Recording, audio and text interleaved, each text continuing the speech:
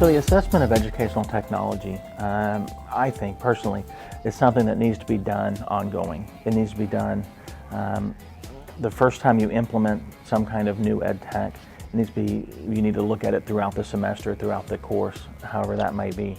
And that can be done multiple ways. One, it's student responses. Did the students find something beneficial? Do they think it's enhancing their learning? The other way to look at the success of ed tech is to look at student grades. You can look at how students performed on similar assignments in previous semesters with the ed tech, without the ed tech, and then this semester with the ed tech, and see if there's a change. And you can look at, if it's significant. And so I think that's kind of the big thing. The other big thing with the assessment, the usability of ed tech is at the end of the semester, as a faculty member, to kind of sit down and assess your use and your understanding of it as well. If you aren't feeling comfortable with the ed tech, if you don't feel it's enhancing your class, don't do it. You are the subject matter expert and you want to be sure you get your stuff across.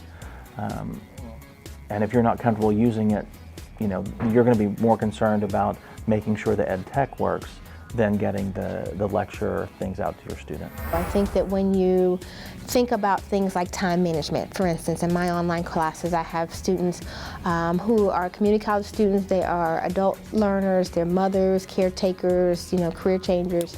And time management is an issue for my students. And so what I noticed my very first semester of teaching at the community college is that students were missing deadlines, they were turning things in late. It wasn't that they weren't able to do the work, they just weren't able to manage their time.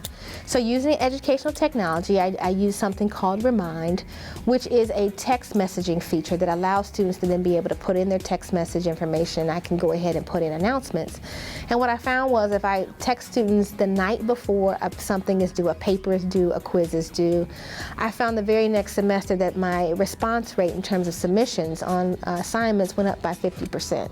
So you have to really determine what you're trying to target that you want to assess, and then from there determine what is the best way to do that. So in that instance, I was really focusing on increasing submission rates, focusing on giving students some nice nudging or messaging to help them think about time management and making sure they get these assignments in on time, because they were able to do the work, they just weren't able to manage their time effectively.